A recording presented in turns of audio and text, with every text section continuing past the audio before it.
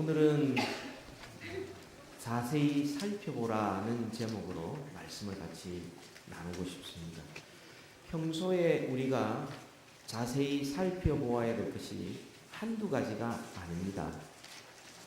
옷차림도 우리가 자세히 살펴보아야 되겠죠. 어떤 분을 만났는데 정말 사회적으로 존경받는 그런 분인데도 불구하고 양말이 바지 끝단을 삼키고 있었어요. 본인은 모르는 거죠. 근데 저는 계속해서 그게 눈에 거슬립니다. 그래서 조금 이분이 자기를 살피는데 게을리하는 게 아닌가 이런 생각을 갖게 되었고요. 어떤 분들은 또 바지 지퍼를 이렇게 올리지 않아서 계속 눈이 그쪽으로 가는 그런 경우도 있었습니다. 이 몸가짐도 우리가 자세히 살펴야 되겠죠. 어떤 분들은 또 우리의 얼굴을, 외모를 자세히 살펴야 될 그런 분도 계십니다. 빨간 립스틱이 입에만 있으면 얼마나 좋습니까만 그게 이 사이에 끼어 있을 때 계속 말할 때마다 그 지적하기도 좀 그렇고 안 하기도 그렇고 계속해서 이야기하기 어렵습니다. 자세히 살펴야 될 게 외모도 그렇고요. 우리의 건강도 사실은 자세히 살펴야 합니다. 건강하다, 난 괜찮다, 모든 게 다 좋다. 실제로 어느 한 부분이 잘못되고 있는데도 그것도 모르고 검진도 잘 하지도 않고 건강에 대한 과신을 가지고 있는 이런 분들도 보게 됩니다. 가족에 대해서도 우리가 자세히 살펴야 합니다. 우리의 자녀들 또 배우자 정말 하나님 앞에 경건하게 살고 있는지 또 하나님과 사람 앞에 사랑을 주고 사랑을 받고 살고 있는지 이런 것들은 우리가 늘 자세히 주의해서 살펴야 되겠죠. 특별히 우리의 신앙생활도 사실은 자세히 살필 필요가 있습니다. 2018년도 11월 마지막 주일을 우리가 지나가고 있는데요. 이제 한 달밖에 남지 않았습니다. 이제 두 번 다시 2018년도가 우리에게는 없을 것입니다. 새해를 맞이하기까지 이제 한 달 조금 남았는데요. 이제 연말을 맞이해서 이제 그저 아무 생각 없이 이렇게 보내기를 원치 않습니다. 우리가 정말 제대로 살고 있는지, 우리가 가는 길이 바른 길인지 좀 우리 자신을 정확하게 좀 살필 필요가 있습니다. 외모나 얼굴이나 옷차림은 거울을 보면 되지만 우리의 신령, 우리의 신앙, 우리의 생활, 인생을 살피는 것은 거울 보아서는 안 되고 우리는 영원하신 하나님의 말씀 앞에 우리를 비추어 보아야 됩니다. MRI를 찍어서 우리 몸 구석구석을 살피는 것처럼 우리의 상태를, 우리 인생을, 우리의 동기를, 우리의 영혼의 현재 상태를 영원한 하나님의 진리의 말씀으로 비추어서 살필 때에 우리는 비로소 우리의 인생이 의미가 있고 우리가 바른 길에 대한 확신이 있고 또 새해를 우리가 기쁨으로 맞이할 수 있게 될 것입니다. 그래서 오늘은 자세히 살펴보라는 제목으로 말씀을 나누고 싶습니다. 오늘 본문은 예레미야서인데요. 지난 10월부터 계속해서 예레미야서를 우리가 묵상하고 있습니다. 이미 북왕국 이스라엘은 멸망했고 남왕국 유다도 멸망하기 직전입니다. 그런데 하나님께서 보실 때에 이 남유다가 멸망했던 북이스라엘과 하는 일이, 가는 길이 너무나 똑같은 겁니다. 그래서 하나님이 심판으로 경고하고 회개를 촉구하였던 내용이 예레미야서의 전체의 내용인 것입니다. 특히 오늘 10절에 보시면 이렇게 말씀을 합니다. 같이 한번 읽읍시다. 시작.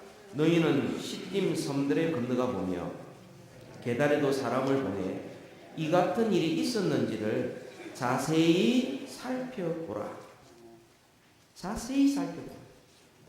무엇을 자세히 살펴보라 그러느냐? 하나님께서 너희는 기띔 섬들에 건너가 보아서 자세히 살펴봐라. 여러분 기띔섬은 오늘 성경에 구브로가 나오고요. 오늘날 키프루스 혹은 영어로 사이프러스 섬이라고 말합니다.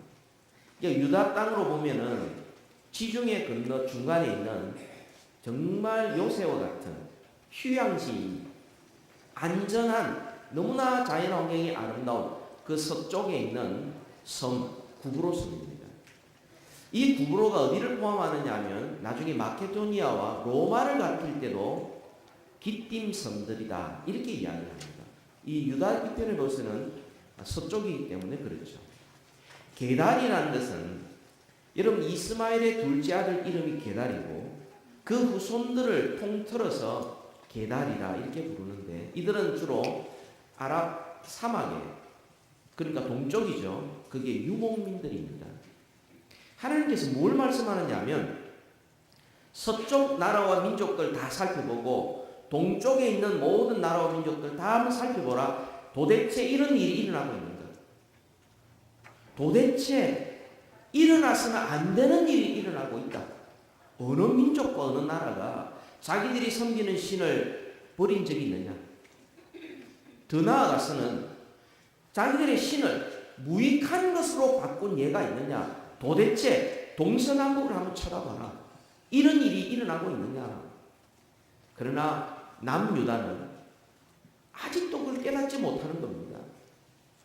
일어나서는 안 되는 일을 행하면서 깨닫지 못하니까 그들은 멸망을 받을 수밖에 없는 것입니다. 그래서 주님께서 이런 일들이 있었는지 자세히 살펴보라 이렇게 말씀을 하고 있습니다.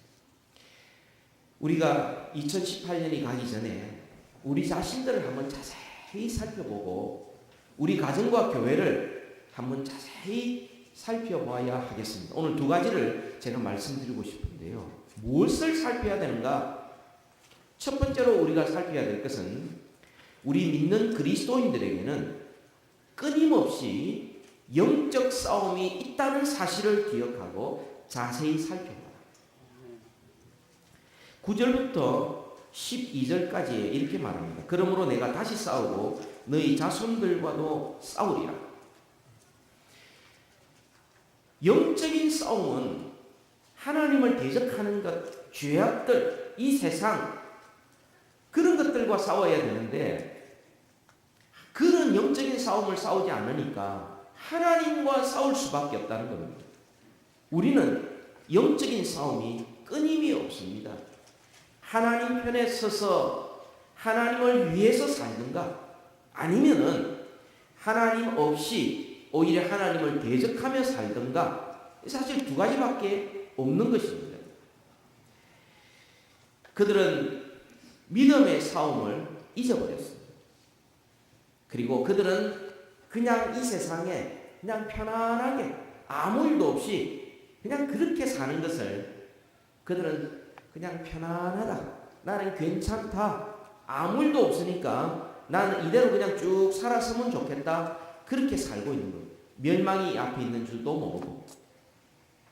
하나님께서 왜 이스라엘 백성들을 애굽에서 건져내셔서 가나안 땅으로 인도하셨습니까? 그 목적이 출애굽기 19장 6절에 나옵니다. 하나님은 그들을 거룩한 백성 만드시고 또한 제사장 나라 세우시기 위하여 그들을 건져내셨습니다.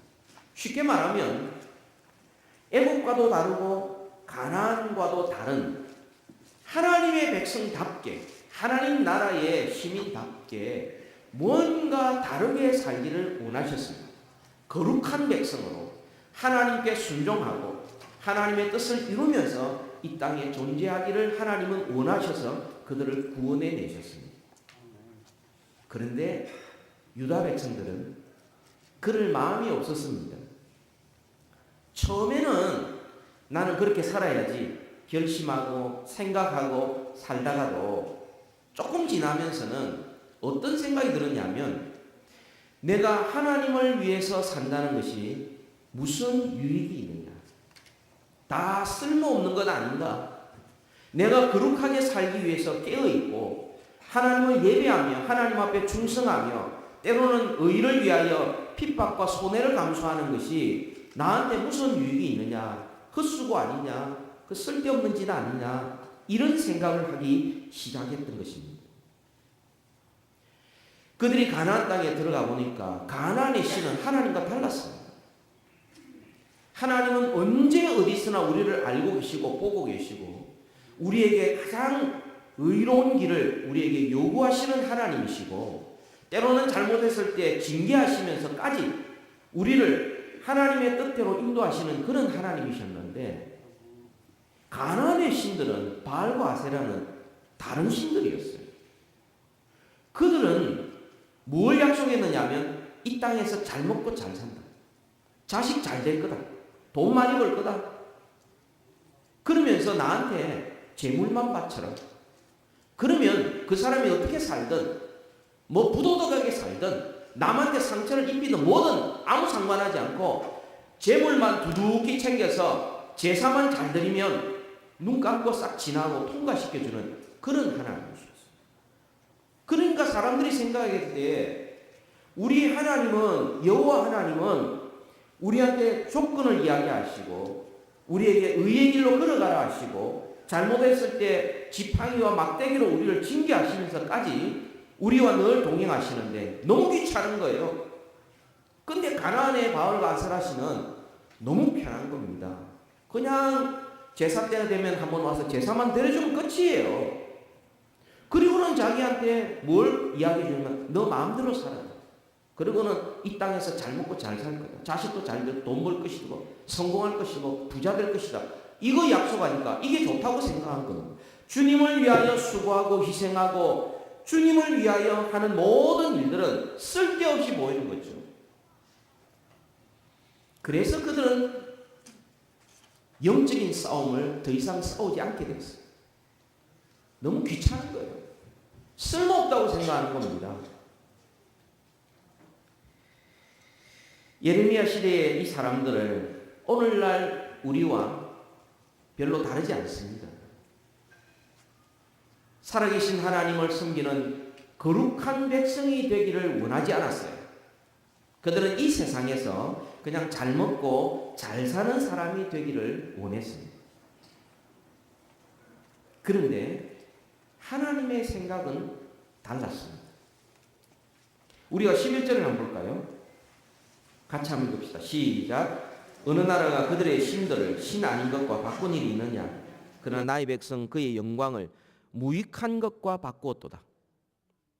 사람들은 생각하기를 하나님 앞에 충성하고 하나님을 위하여 손해보고 하나님을 위하여 모든 것을 물질과 시간과 나의 에너지를 드리는 것이 쓸모없다고 생각하는데 하나님은 오히려 이 세상에서 잘 먹고 잘 사는 것을 목적으로 사는 그것이 무익한 것이다. 그게 쓸모없는 거다. 그게 헛수고다. 주님께서 그렇게 말씀하시는 거예요. 여러분 오늘 이 짧은 이 본문에서 두 가지 큰 상반된 믿음이 충돌하고 있습니다. 하나는 하나님을 그렇게 열심히 섬길 필요가 없다. 하나님을 위하여 손해보는 건 그건 진짜 손해지. 그게 무슨 유익이 있느냐. 주를 위하여 섬기고 신앙생활을 열심히 하는 건 그거 별 볼 일 없는 거다. 하나의 믿음이에요. 또 하나의 믿음은 이 세상에서 잘 먹고 잘 사는 게 목적으로 살아가는 그것이야말로 헛된 일이다.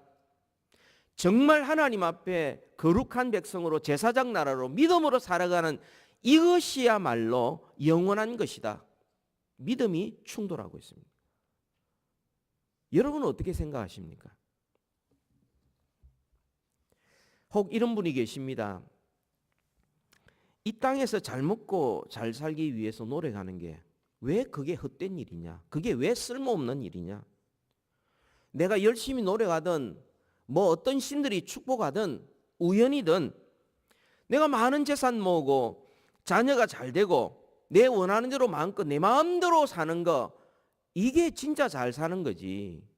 그걸 왜 쓸데없다고 그러느냐? 지금 내 손에 있는 게 그게 진짜 믿을 만한 것인데 왜 그것을 헛되다고 말하느냐? 혹시 그렇게 되지 못한 것에 대해서 열등감이 있어서 현실을 부정하는 게 아닌가? 못 가졌으니까 그런 소리 하지. 이렇게 생각하는 사람이 있을 수도 있습니다. 정말 그렇습니까? 그렇다면 우리가 정말 진지하게 우리는 자세히 살펴보아야 하겠습니다. 전도서에서 1장 4절에 내가 해 아래에서 행하는 모든 일을 보았노라. 보라 모두 다 헛되이 바람을 잡으려는 것이로다. 전도서 12장 1절에 너는 청년의 때에 너의 창조주를 기억하라. 이 세상에 있는 것들은 계속 바뀌고 있다가 없어지고 영원한 것이 없고 그것을 붙잡으려고 하는 것은 바람 잡는 것처럼 한순간 잡았다 근데 조금 있으면 없는. 그래서 전도서에서 다윗의 아들 지혜자가 하는 말이 창조주를 기억하라. 살아계신 하나님을 기억하며 행하는 모든 것만이 의미가 있고 그게 진짜 행복이고 그게 우리의 것이지 바람 잡는 것처럼 이 세상의 것들 잡으려는 것 그건 헛수고다. 전도서 12장 1장부터 12장까지 계속해서 이야기하는 것이 그 내용이지 않습니까? 여러분 하나님 없는 세상의 성공이 얼마나 허무한지 여러분 생각해 보셨습니까? 여러분께서 주위에 아는 사람 가운데 자기가 가지고 있는 권력 혹은 이전에 가졌던 권력, 성공 이것을 사람들에 대해 알리고 싶어서 틈만 나면 자랑하는 사람 그런 사람 만나본 적이 있습니까? 이 사람이 한번 어느 지역에 가면 그 도시 전체가 긴장을 하고 자기가 원하는 어떤 말에 사람들이 눈치껏 알아서 다 챙겨주고 식당에 가면 그 식당에 앉아서 자기가 얼마나 권력이 있는 사람이라는 것을 드러내놓고 이야기해도 아무 말도 못하고 사람들이 앉아 있어야 되는 그런 권력자들과 여러분 만나보신 적 있습니까? 돈 자랑에 자기가 가지고 있는 돈이 어떠하다는 것이 막 침이 마르도록 마르지 않도록 자랑하는 사람 만나보셨습니까? 자기 자식이 얼마나 잘 되었는지 틈날 때마다 자식 자랑하는 사람들 여러분 같이 어울려 보셨습니까? 그런 사람 만났을 때 여러분 어땠습니까? 그 사람들이 너무 부러웠습니까? 그 사람 앞에 여러분 기가 죽었습니까? 말도 못하고 앉아서 꼼짝없이 그 사람 말을 다 들어야 됐습니까? 아니면은 그 말을 하는 그 사람들 자기의 권세와 성공과 돈과 자식 막 자랑하는 사람 보면서 허무하다는 생각 하신 적이 없습니까? 아직 그런 사람 못 만났습니까?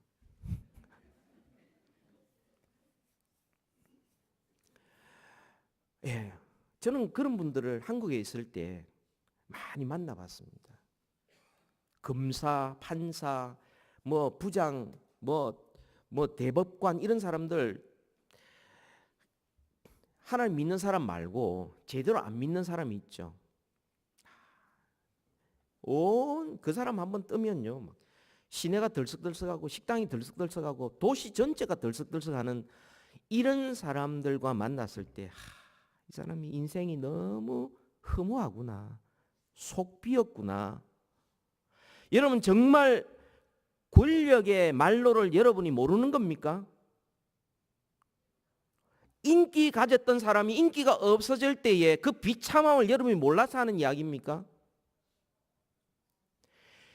그렇게 남들 앞에 자식 자랑했는데 막상 자식 앞에 꼼짝 못하는 부모를 보면서 여러분 어떤 생각하십니까?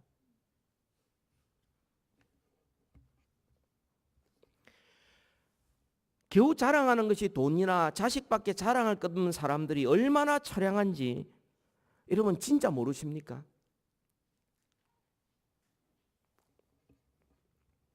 하나님 없는 성공이 얼마나 허무한지 우리 한번 자세히 살펴볼 필요가 있습니다. 여러분의 육체의 욕구를 마음껏 한번 즐기고 그래서 최고급 식당에서 오늘 내가 원하는 만큼 뭐든지 내 한번 먹어보리라 마음 걸 다 시켜서 그래서 실컷 먹고 식당에 나올 때에 여러분 얼마나 행복하셨습니까?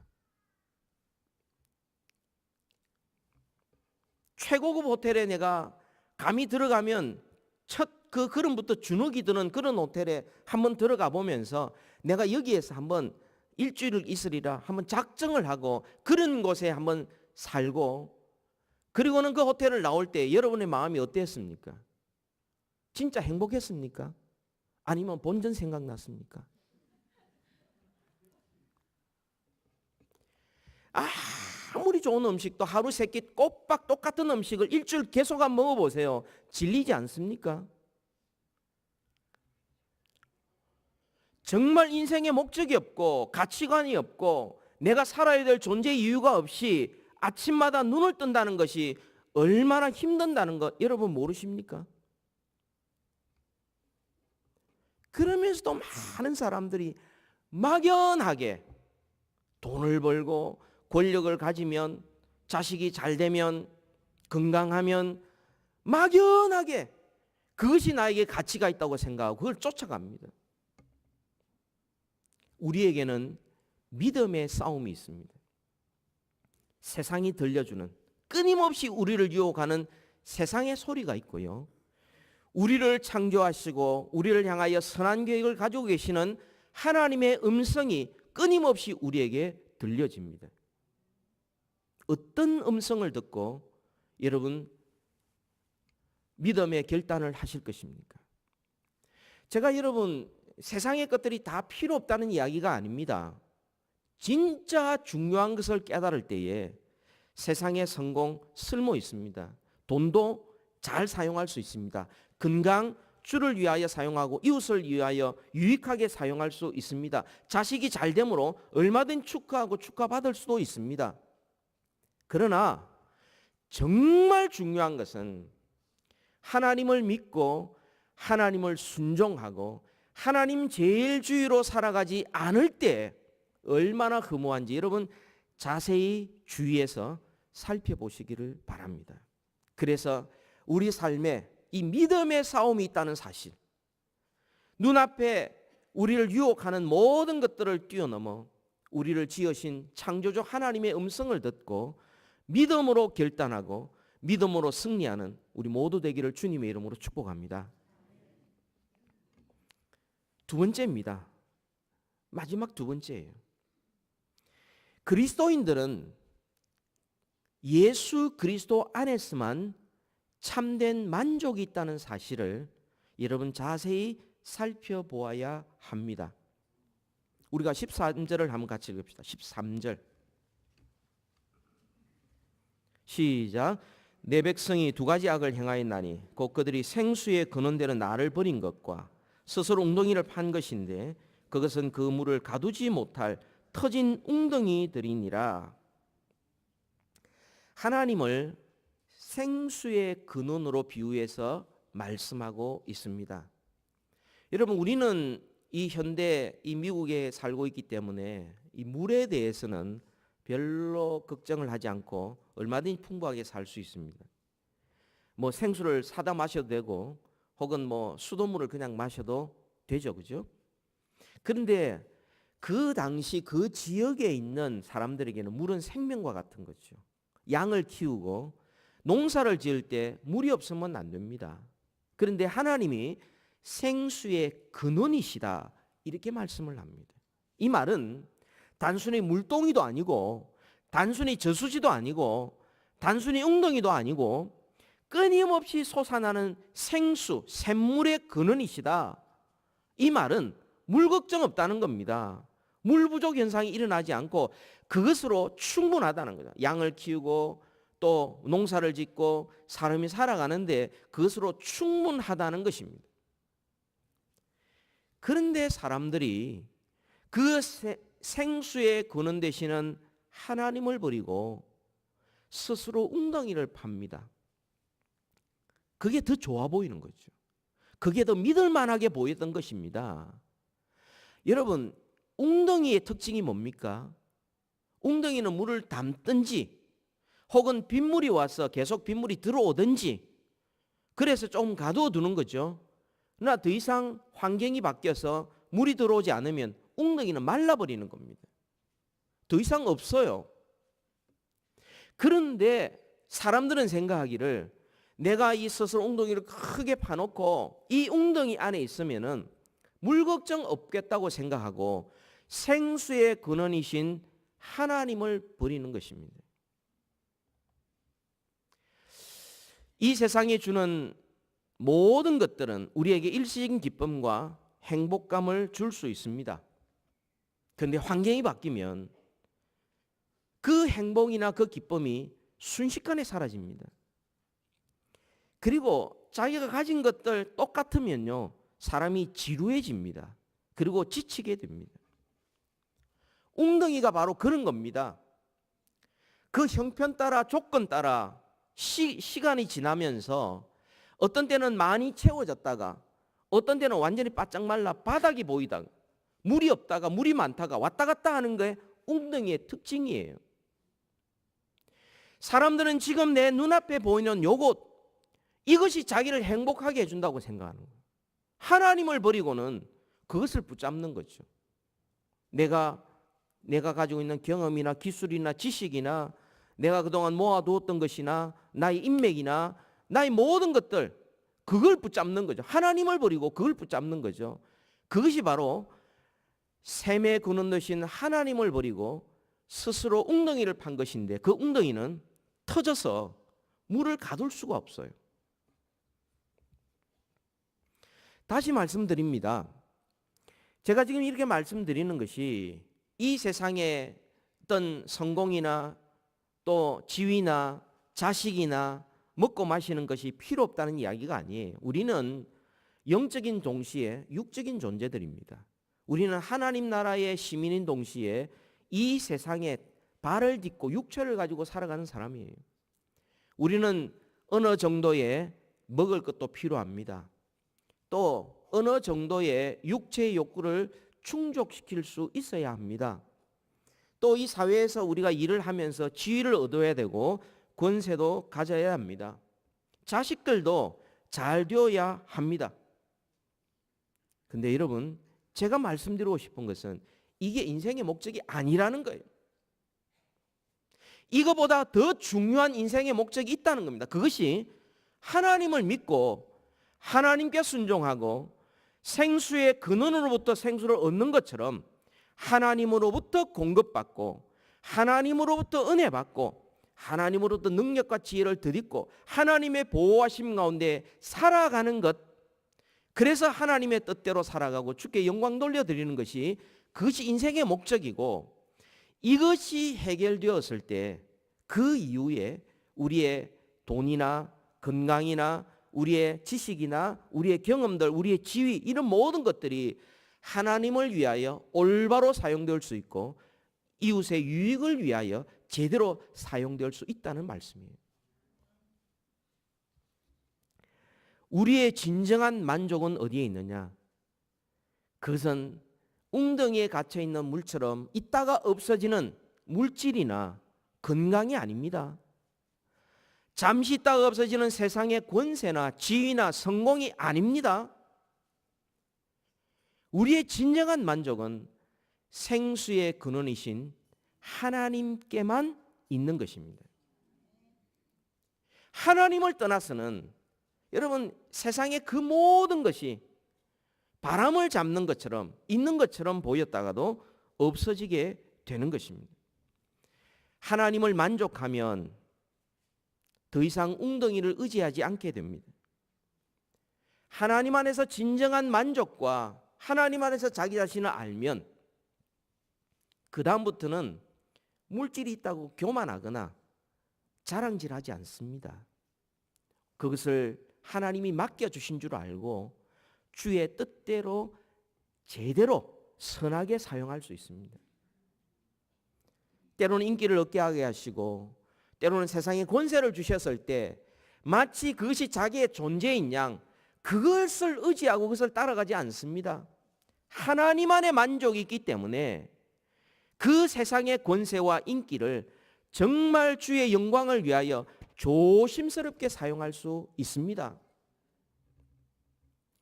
자식 자랑, 돈 자랑이 자기의 기쁨이 아닐 때 비로소 우리는 자식 앞에서 우리는 떳떳할 수 있고 자식을 올바른 믿음의 유산을 물려줄 수 있는 겁니다.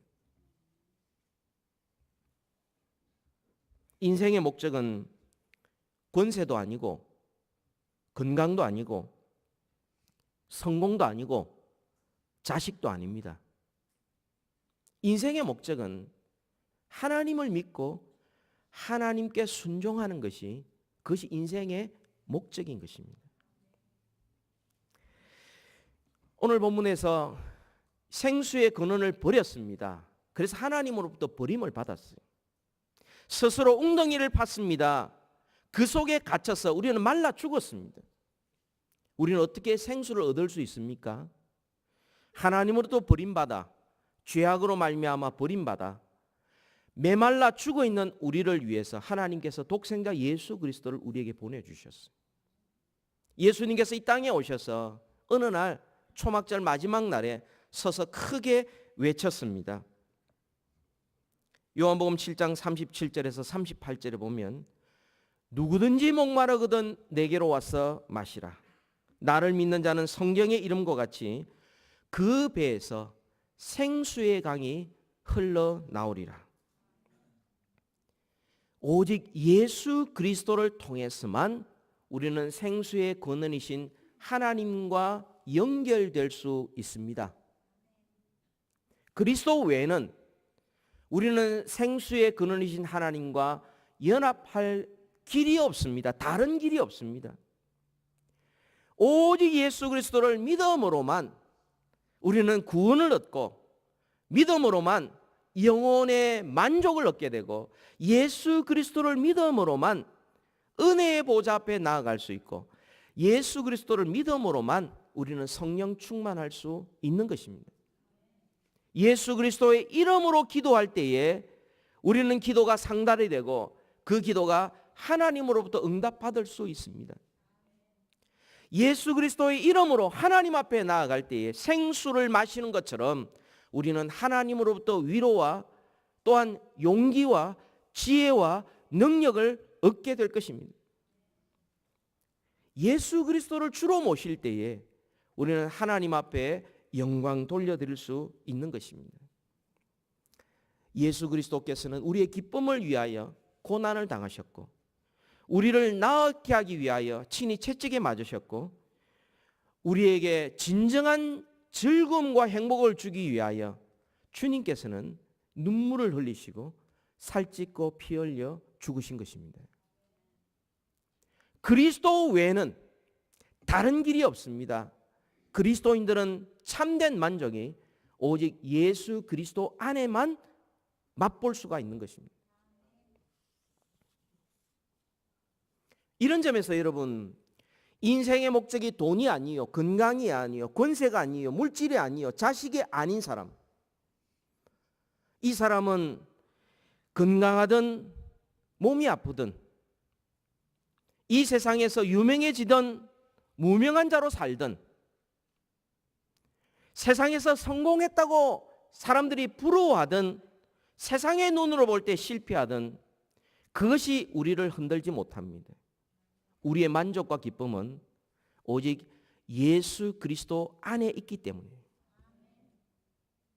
그래서 우리는 환경이 바뀌어도 그것 때문에 원망하고 불평하는 것이 아니라 그 속에서 하나님 앞에 범사에 감사하며 주의 은혜의 손길을 경험할 수 있습니다. 이 세상 사람들처럼 그것이 인생의 목적이 되어서는 우리는 터진 웅덩이와 같이 있을 때는 뭔가 있는 것처럼 뭔가 행복한 것처럼 보일지 몰라도 그것은 금방 말라 없어질 때에 그것은 더욱더 비참한 것입니다. 건강을 자랑하는 사람이 건강하지 못했을 때, 돈이 있던 사람이 돈이 없어질 때, 권력이 있던 사람이 권력에서 완전히 배제되었을 때에 여러분 이것이야말로 불행인 것입니다. 우리가 그것을 너무나 잘 알고 우리의 삶 속에 보고 있으면서도 우리 마음속에 여전히 세상의 유혹에 속아 넘어가는 거죠. 영적으로 너무 무지해져서 여전히 인생의 목적을 세상에 두고 세상이 주는 얄팍한 행복에 만족하려고 하는 이런 사람은 결국적으로 쓸데없는 짓, 허무하고 인생이 비참해질 수밖에 없지만 어떤 조건과 환경 속에서도 우리의 행복과 우리의 만족을 예수 그리스도 안에 둘 때에 우리는 생수의 근원이신 하나님이 주시는 은혜와 위로 기쁨과 즐거움 가운데 살아갈 수 있을 것입니다. 이것이 행복입니다.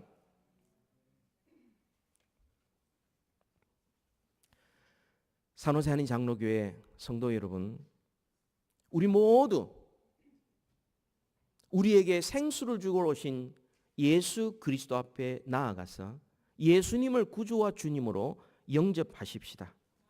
그리스도를 통하여 생수의 근원이신 하나님께서 주시는 그 생수를 마심으로 영혼의 갈증을 해결할 수 있기를 바랍니다. 하나님께서 주시는 그 은혜가, 그 마르지 않는 생수의 샘이 우리의 심령마다 터져 솟아나고 우리의 가정과 교회에 생수의 강물이 흐르는 은혜가 있기를 주님의 이름으로 축복합니다. 우리 같이 한번 기도하십시다.